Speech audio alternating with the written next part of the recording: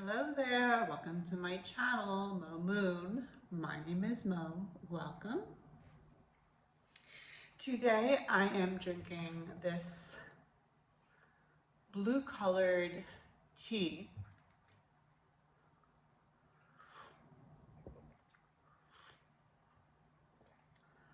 Yeah, that is good. And what is this tea, you might ask? It is a hand-blended tea called Magical Butterfly Herbal Tea. And it looks like this. And it turned my water blue. And I don't know what this flower is, but it is a blue flower. So look at this, see? Blue flowers. So the ingredients are here, but I'm not familiar with this blue flower. But maybe it is,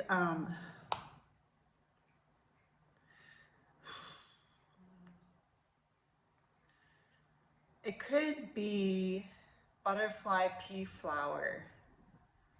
Because, I mean, pea flower, butterfly pea flower, flower. It's probably that. So, yeah, I'm so excited.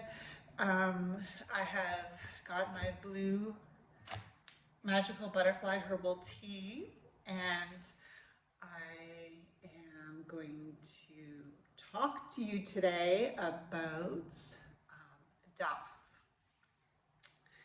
Daath, people, otherwise known as the Abyss. So, if you haven't seen any previous videos on my Cliff-Off Journeys series, this is going to be just a fun video for you to watch.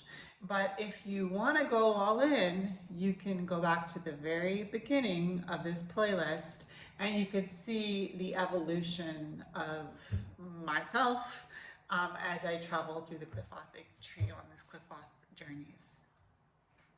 So yes, I don't know what number this is. Okay, it's probably number 18. I'm just gonna say 18 because when I think about the moon, I think about darkness, and we are talking about the abyss after all.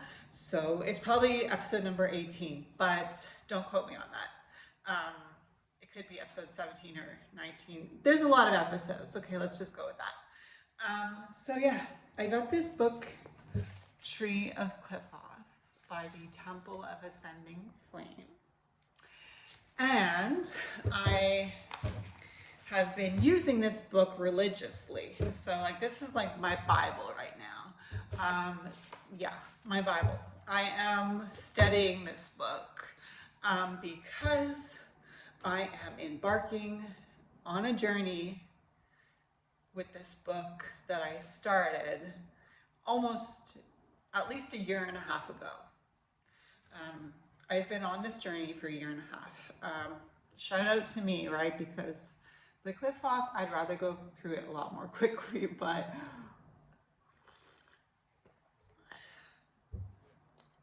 you know, when you spill something, my friend says it's good luck. So let's just say that butterfly pea flower tea that fell on me, it was good luck.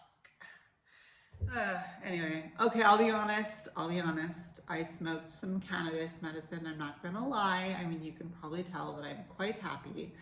But I really want to talk to you about Daath and the Abyss.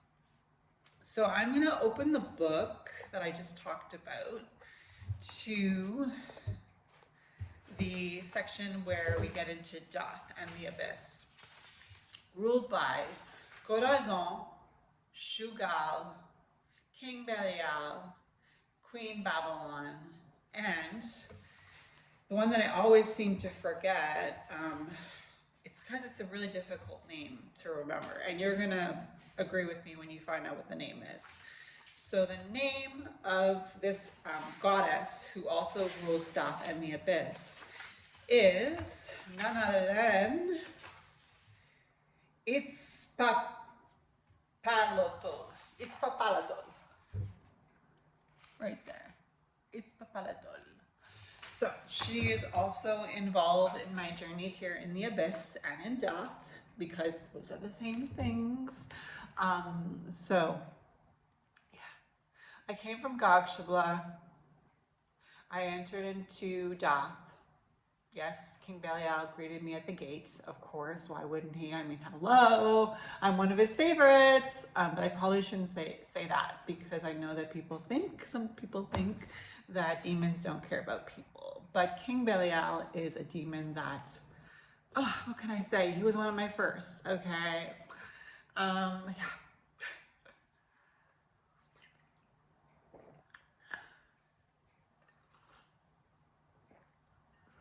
Yeah. So King Belial greeted me because he is the best.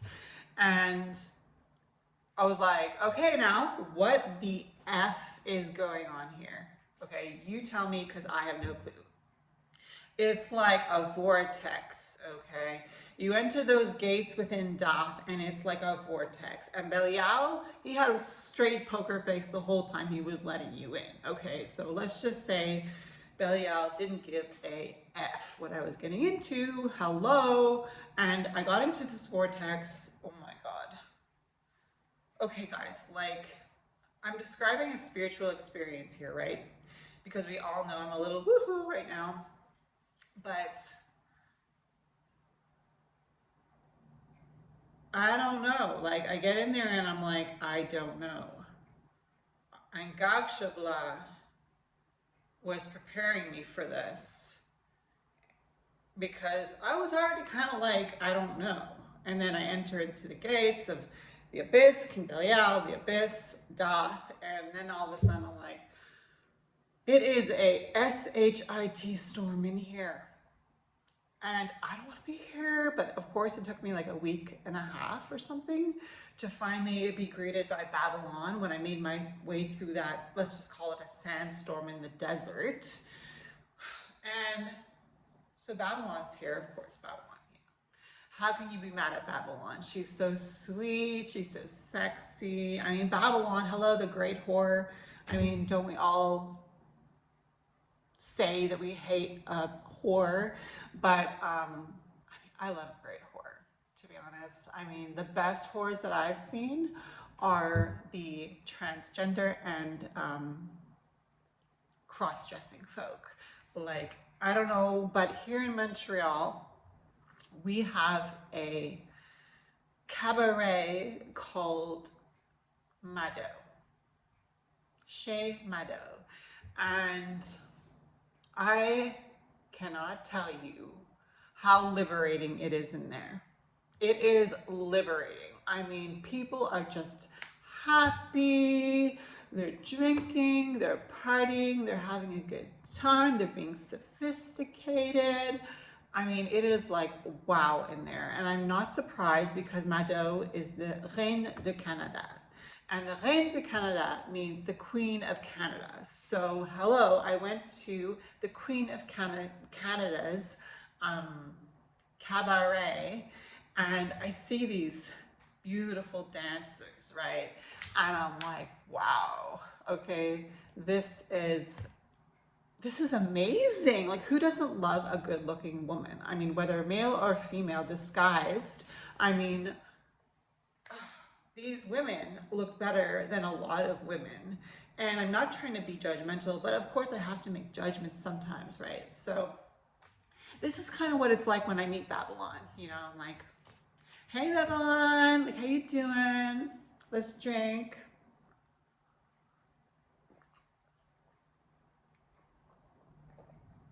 Cheers to Babylon. So Babylon, right? She starts guiding me down this magical path, right? And I'm like, Babylon, where are you taking me? Like, I don't recognize this place at all. Can you just give me a little bit of information? And then, okay, right as I'm finishing that question, I am greeted by Egypt. Pyramids, right?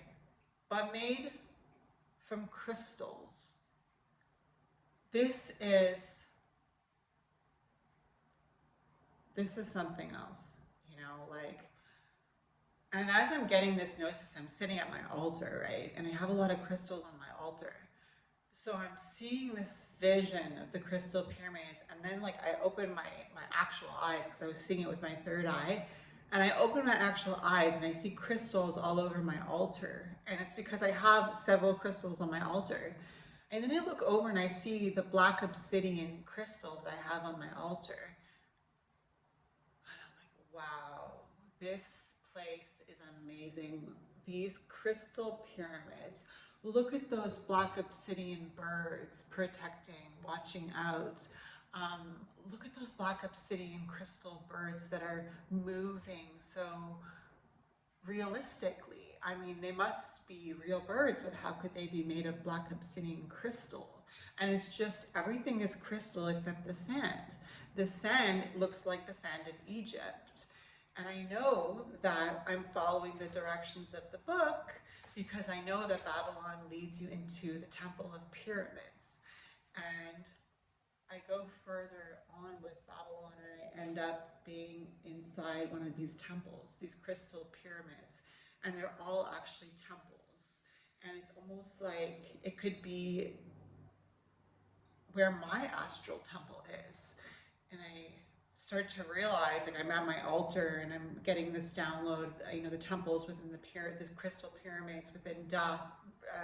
I've been created by Babylon. She's guiding me through this. Babylon is beauty. Babylon is the great whore.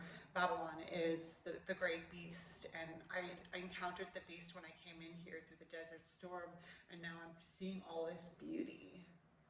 And it's these crystal pyramids, and they're sacred. And within each crystal pyramid is a section of each astral temple has within itself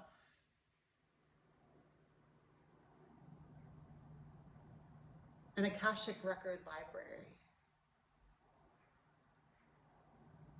An Akashic record library within each one of these temples, pyramids, within the abyss, within the temple of pyramids that Babylon has guided me to. And this is where I start to feel the energy of rebirth, right? Because I'm looking and I'm saying, oh my gosh, this is the Akashic records. What am I going to learn here?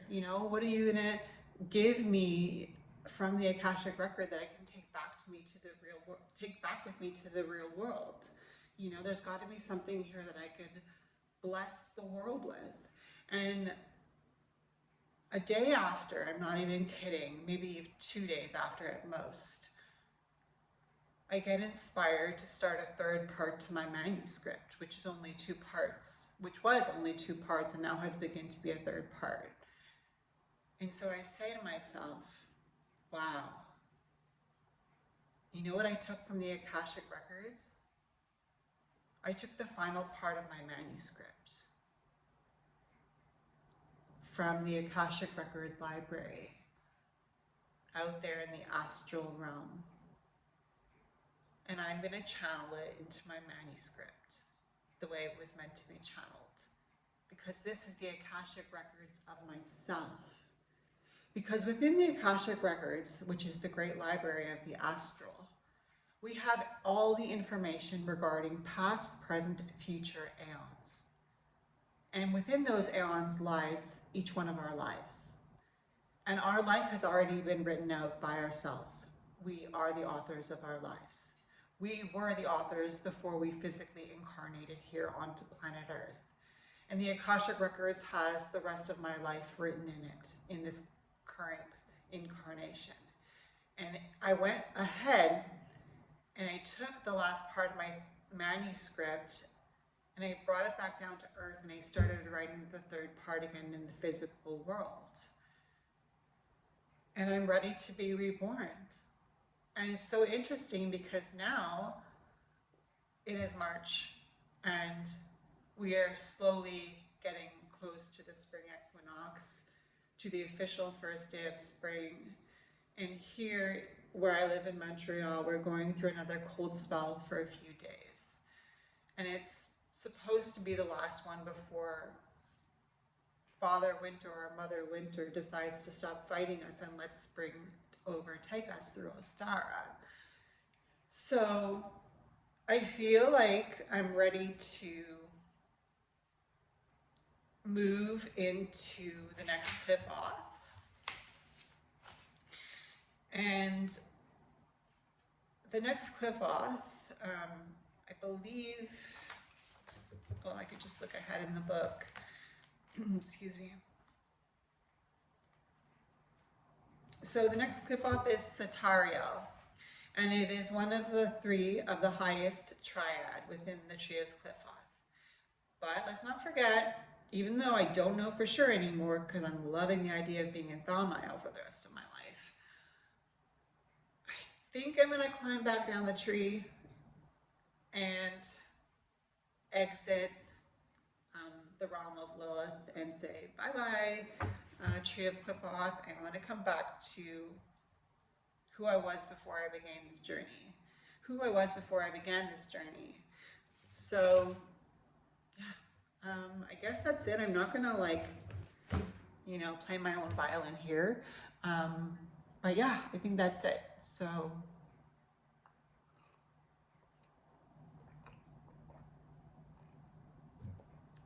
this tea has been divine.